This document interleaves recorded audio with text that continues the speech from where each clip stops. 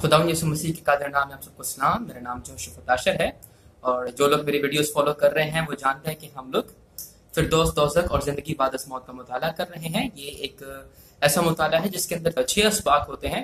हर सबक 40 मिनट का होता है और ये 6 असबाक किसी एक टॉपिक के ऊपर होते हैं। जैसा कि आपने इसका मौजूद देखा कि ये फिरदौस दोज़ख और जिंदगी बाद इस मौत के बारे में है। अब आप शायद सोच रहे हो जो पहली बार वीडियो को देख रहे हैं कि शायद 40 मिनट की वीडियो होगी, तो नहीं, क्योंकि 40 मिनट में हम लोग तमाम मिलकर मुताला करते हैं, डिस्कशन करते हैं, सवाल जवाब करते हैं। यहाँ पर सिर्फ मैं ही बोल रहा हूँ और क्योंकि मैं जानता हूँ कि इंटरनेट पर लोग इतना ज्यादा नहीं देखते, खास तौर पर जो टिकटॉक यूजर्स हैं उनका तो अटेंशन स्पैन 10 से 15 सेकंड के। तो मैं अपनी वीडियोस को 10 से 15 मिनट के बीच में रख रहा हूँ। मेरी कोशिश तो ये है कि मैं 10 मिनट में खत्म कर दूं, लेकिन कभी कभार डिटेल्स की वजह से मुझे थोड़ा लंबा जाना पड़ता है। ओके, चलिए आज हम बात करना चाहते हैं कि जब कोई ईमानदार मरता है तो क्या होता है। क्योंकि बहुत सारे लोगों के बहुत सारे नजरियात हैं क्रिश्चियनिटी के अंदर। वो लोग ये कहते हैं कि यीशु मसीह से जब पहले लोग मरते थे तो वो लोग तमाम ईमानदार हो या गैर ईमानदार, वो इब्लीस के कब्जा में चले जाते थे और इब्लीस उनकी रूह पर काबिज था, और यीशु मसीह ने जब कफारा दिया तब वो आजाद हो गए। तो मेरे दोस्तों, ऐसा कहीं पर भी नहीं लिखा हुआ। हम लोग आए बात करते हैं कि कलाम खुदा में क्या बात लिखी हुई है। तो मैं पढ़ना चाहूंगा लूका उसका 16वां बाब, उसकी 19वीं आयत से लेकर 31वीं आयत तक। यहाँ पर यीशु मसीह बयान करते हैं कि उनसे पहले जब लोग मरते थे तो वो कहाँ जाते थे और उनका क्या हाल होता था। और क्योंकि यीशु मसीह खुदा है इसलिए वो जानता है कि मौत के बाद क्या होता है, क्या नहीं होता। अब हो सकता है इसके जवाब में बहुत सारे लोग बहुत सारी आयत दें, जिसमें से इफिसियों 4वां बाब 8वीं आयत है, पतरस का खत। तो आप देखेंगे कि वहां पर पूरा हवाला किसी और चीज के बारे में बात कर रहा होगा और ये लोग एक आयत कोट करके दे देंगे, देखें भी ये देखें यहाँ पर ये लिखा हुआ है। तो मेरे प्यारे बहन भाइयों, एक आयत पर तालीम कायम नहीं होती है। आप पूरा हवाला देखिए, पूरा कॉन्टेक्स्ट देखिए कि वहां पर क्या लिखा हुआ है। और यहाँ पर लूका का जो मैं हवाला कोट कर रहा हूँ, यहाँ पर पूरा एक वाकया है जिसके वसीला से मसीह जो है तालीम दे रहे हैं कि क्या बात होती है या क्या होता है ईमानदारों के साथ या गैर ईमानदारों के साथ। इसलिए बात करते हैं। यहाँ पर तमसील है, लेकिन जाहिर सी बात है तमसील है तो यीशु मसीह ने कोई मन घड़त कहानी नहीं सुनाई। जाहिर सी बात है सच्चाई पर इसकी बेस होती थी। तो यीशु मसीह वहां पर बयान करते हैं कि एक अमीर आदमी था जो अपनी जिंदगी गुजार रहा था, बहुत ऐश और इशरत में जी रहा था, और एक गरीब लाजर था जो इस बात का मुश्ताक था कि उस अमीर आदमी की मेज पर से कुछ टुकड़े गिर जाएं तो उससे अपना पेट भर ले, और कुत्ते आकर उसके नासूर चाटते थे। यानी कि बहुत ही बुरी हालत है। अब वो अमीर आदमी के दरवाजे पर है, यानी कि आपके दरवाजे के सामने कुछ हो रहा होगा, आपको पता नहीं चलेगा क्या, भले जितना भी बड़ा महल हो। तो यहाँ पर अमीर आदमी को गालिबन पता था कि लाजर के साथ क्या हो रहा है, लेकिन उसने लाजर पर कोई तवज्जो नहीं दी। और उसके बाद क्या हुआ? उसके बाद ये हुआ कि दोनों मर गए और अमीर आदमी अजाब में चला गया और लाजर अब्राहम की गोद में चला गया। सो ये दो हमें जगहें मिलती हैं इस आलम के अंदर कि एक बाप अब्राहम की गोद है जहां पर तसल्ली है, और दूसरा अजाब की जगह पर है जहां पर तमाम गैर ईमानदार जाते हैं, वो अजाब है। सो शुरू से ही खुदा ने ईमानदारों के लिए अलग जगह रखी है, गैर ईमानदारों के लिए अलग जगह रखी है। अब खुदा के पास इसलिए नहीं जा सकते थे ईमानदार क्योंकि कफारा नहीं हुआ था। अब खुदा के पास ईमानदार किस लिए नहीं जा सकते थे? क्योंकि कफारा नहीं हुआ था। इसलिए गुनाह की वजह से खुदा और इंसानों में जुदाई थी, लेकिन फिर भी खुदा ने उनके लिए एक तसल्ली की जगह रखी हुई थी और उस जगह को नाम अब्राहम की गोद दे दिया गया। ये अब्राहम की गोद नाम क्यों दे दिया गया? We don't know. गालिबन इसलिए क्योंकि अब्राहम ईमानदारों का बाप है। ईमान की अगर आप चोटी देखें तो वो अब्राहम में हमें नजर आती है, इसलिए गालिबन अब्राहम की गोद नाम रख दिया। अदरवाइज और कोई reason I don't think so कि कोई है। बट वट एवर, मेजर बात यह है यीशु मसीह से पहले ईमानदार खुदा के हजूर तो नहीं जा सकते थे, लेकिन वो अजाब की जगह पर भी नहीं थे। इब्लीस के कब्जा में वो कभी भी नहीं थे, वो एक तसल्ली की जगह पर थे। और हम देखते हैं कि मौत के बाद यहाँ पर जगह स्विच नहीं हो सकती। कुछ लोग कभी कभार बोलते हैं ना कि क्या मौत के बाद भी सेकंड चांस है, शायद अब मौत के बाद में कुछ हो जाए। यहाँ पर एक बात होती है, यहाँ पर जो अमीर आदमी है वो बाप अब्राहम को बोलता है कि बाप अब्राहम, मैं अजाब में तड़प रहा हूं, तू लाजर को बोल अपनी उंगली भिगोए और उसका सिरा मेरी जुबान पे रख दे, तर कर दे, क्योंकि मैं बहुत ही सख्त अजाब में हूं। तो अब्राहम क्या कहता है? कहता है कि पहली बात तो ये कि तू अजाब में, लाजर तसल्ली पाता है। तू जब था तूने दुनिया में बहुत ऐशो इशरत की और लाजर के बारे में तूने सोचा नहीं, तो अब लाजर तेरे बारे में क्यों सोचे? वो भी नहीं सोचेगा। जब तेरा मौका था तब तूने कुछ नहीं किया, अब तेरा मौका नहीं है, तेरे हाथ से सब कुछ चला गया। اس کے بعد ابراہیم کہتا ہے کہ تیرے اور ہمارے درمیان بہت بڑا گڑھا ہے، یعنی کہ اب یہ بات امپاسبل ہو چکی ہے کہ کوئی یہاں سے وہاں جائے یا وہاں سے یہاں آ جائے. سو ایک دفعہ جب آپ مر گئے دیٹس اٹ. اسی لیے جتنے بھی میرے لوگ سن رہے ہیں، اگر آپ مسیحی ہیں تو میرے لوگ ہیں، اگر آپ مسیحی نہیں ہیں یعنی کہ آپ نے مسیح کو ذاتی طور پہ قبول نہیں کیا تو آپ میرے لوگ نہیں ہیں. افسوس کے ساتھ مجھے کہنا پڑا، but this is a reality. سو جتنے بھی میرے لوگ اور جو میرے لوگ نہیں ہیں وہ یہ سن رہے ہیں، تو آج آپ کے پاس موقع ہے کہ مسیح کو واقعی میں قبول کر لیں. اور میں غیر ایمانداروں کی بات بھی کر رہا ہوں، لیکن ساتھ میں مسیحیوں کی بھی بات کر رہا ہوں، کیونکہ بہت سارے مسیحی لوگوں نے بھی ابھی تک مسیح کو قبول نہیں کیا اور وہ جی رہے ہیں عیش و عشرت میں. مرنے کے بعد کوئی چانس نہیں ہوگا. آج وقت ہے آپ کا، آج وقت ہے کہ آپ یسوع مسیح کو قبول کر لیں. Very interesting. وہاں پہ امیر آدمی کیا کہتا ہے؟ امیر آدمی کہتا ہے کہ تو لازر کو میرے بھائیوں کے پاس بھیج، کیونکہ میرے بھائی بھی ایسی زندگی گزار رہے ہیں. سو وہ ان کو کہتا ہے کہ تو یہ لازر کو بھیج، مردوں میں سے کوئی اٹھ کے جائے گا نا تو اس کی بات ضرور سنیں گے. تو ابراہیم کہتا ہے کہ ان کے پاس موسیٰ یعنی کہ توریت اور انبیاء موجود ہیں. اس کا مطلب کیا ہے کہ ان کے پاس خدا کا کلام موجود ہے.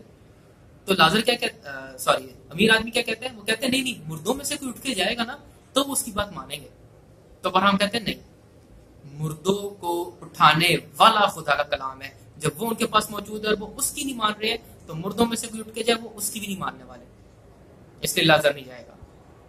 یہ حال ہوتا ہے میرے عزیزو، اور یہ ہم سب کے لیے ہونا چاہیے. ایک انتباہ ہونی چاہیے کہ ہمارے ساتھ کیا ہوگا. اب دوسری بات میں آپ کے ساتھ کرنا چاہتا ہوں. دوسری بات یہ ہے کہ اب مسیح کے بعد ہمارے ساتھ کیا ہوتا ہے جب کوئی ایماندار مر جاتا ہے. تو یہ آپ کو ملے گا فلپیوں اس کا پہلا باب، اس کی 21 سے 24 آیات.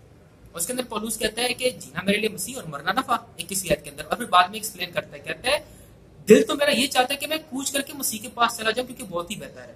اب کیونکہ کفارہ ہو چکا ہے، اب کوئی ایماندار مرتا ہے تو اس کی روح خدا کے پاس پہنچ جاتی ہے. تو کہتے ہیں میں تو چاہتا ہوں کہ میں کوچ کر جاؤں، کیونکہ میں تو مسیح کے پاس پہنچ جاؤں گا، لیکن میں تمہارے لیے رکا ہوا ہوں، تمہارے ایمان کی ترقی کے لیے رکا ہوں، تاکہ تم لوگوں میں خدمت کرتا رہوں. تو یہ تمہارے لیے بہتر ہے. سو پہلے کیا ہوتا تھا؟ پہلے باپ ابراہیم کی گود تھی مسیح کے کفارہ دینے سے پہلے.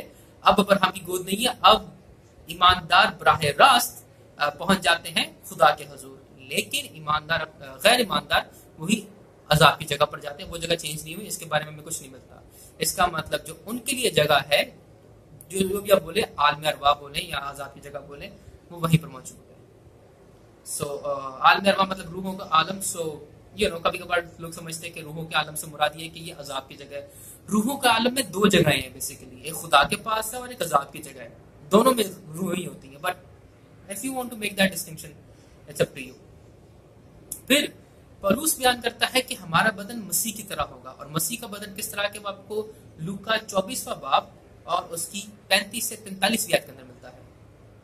وہاں پر ہمیں یہ پتہ چلتا ہے کہ یسوع مسیح اپنے شاگردوں کو نظر آتا ہے، پھر وہ ان کے ساتھ کھانا کھانے بیٹھتا ہے، اور جب وہ روٹی توڑتا ہے تب اس کو پہچان لیتے ہیں. وہ پہلے نہیں پہچان پاتے، جب وہ روٹی توڑتے ہیں تب پہچان لیتے ہیں، اور وہ ان کی نظروں کے سامنے سے غائب ہو جاتا ہے. اس کے علاوہ جب آپ یوحنا کی انجیل میں پڑھیں گے، یوحنا کی انجیل 20 باب اور 21 باب، تو وہاں پہ لکھا ہوا ہے کہ دروازے بند کر کے شاگرد بیٹھے ہوئے ہیں. بند دروازوں کے باوجود بھی یسوع مسیح وہاں پر آ گیا ہے. سو اب ہم دیکھ رہے ہیں کہ یسوع مسیح کے بدن کو فزیکل لمیٹیشنز لمٹ میں نہیں لے کر آتی. پہلے اس کو پیدل چڑھنا پڑتا تھا، سفر کرنا پڑتا تھا اینڈ ایوری تھنگ. اب وہ لمیٹیشنز نہیں ہے، کیونکہ اب طاقتور بدن ہو گیا. اور اس بدن کے بارے میں پھر پولوس اور زیادہ بیان کرتا ہے. پولوس اور زیادہ بیان یہ کرتا ہے کہ پہلا کرنتھیوں 15 باب کے اندر اس کی 12 سے لے کر 22 تک، کہ اب ہم جب پہلے تو بات کرتا ہے کہ ہم ضرور جی اٹھیں گے، اس بات کا ثبوت دیتا ہے. وہ کہتا ہے کہ مسیح جی اٹھا ہے تو ہم بھی جی اٹھیں گے. سو اسی بات سے وہ کنیکٹ کرتا ہے. اور پھر ہمیں لوکا میں ملتا ہے کہ یسوع مسیح کا بدن کیسا تھا.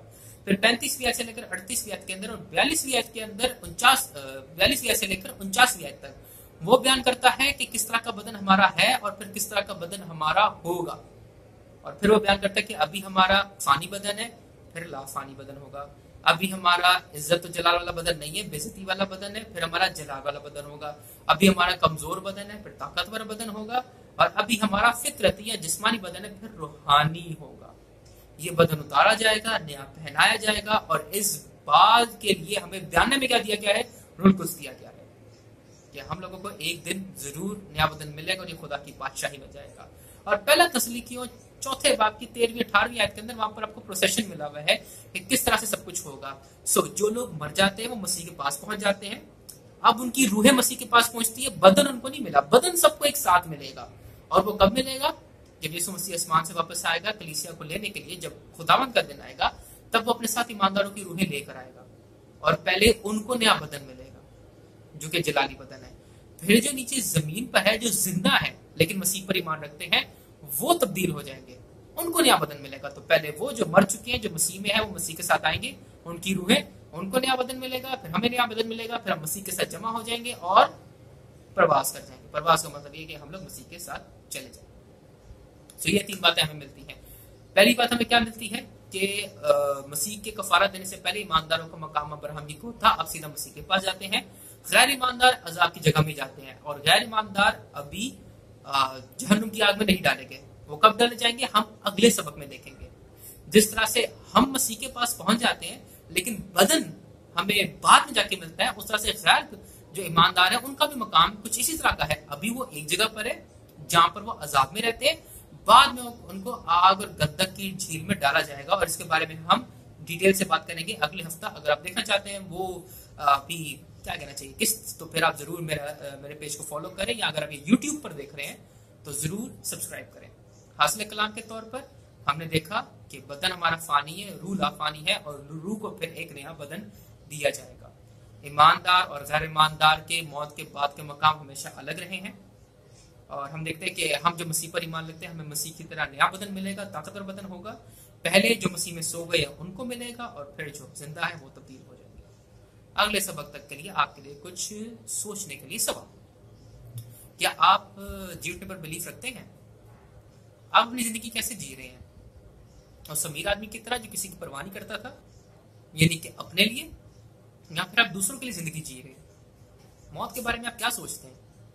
क्या पौलुस की तरह आप कह सकते हैं कि मरना मेरे लिए नफा है? क्या आप उसे नुकसान समझते हैं और आप मौत से डरते हैं? मसीह में आपको मौत से डरने की कोई जरूरत नहीं। क्या आप खुदा उनके वफादार हैं या आप नाफरमान हैं? इस सवाल का जवाब आप जानते हैं। जो भी आप हैं, फिर आपको ये भी पता है कि आपका अब्दी मकाम क्या होगा। आज वक्त है कि आप चेंज कर सकते हैं। आखिरी बात मैं आपको बताना चाहता हूँ, अगर आपके दिल के अंदर एक शक है कि पता नहीं मैंने मौत के बाद कहाँ जाना है, इसका मतलब आप मसीह में नए नहीं हुए, और इसका मतलब अपने डन अजाब की जगह पे जाना है। क्योंकि अगर आपने मसीह को कबूल किया है तो फिर ये डन बात है कि आप अब्दी सुकून की जगह में जाएंगे। आज वक्त है, फैसला करें। मेरा नाम जो है खुदा है। खुदा सबको बरकत दे। खुदा हाफिज।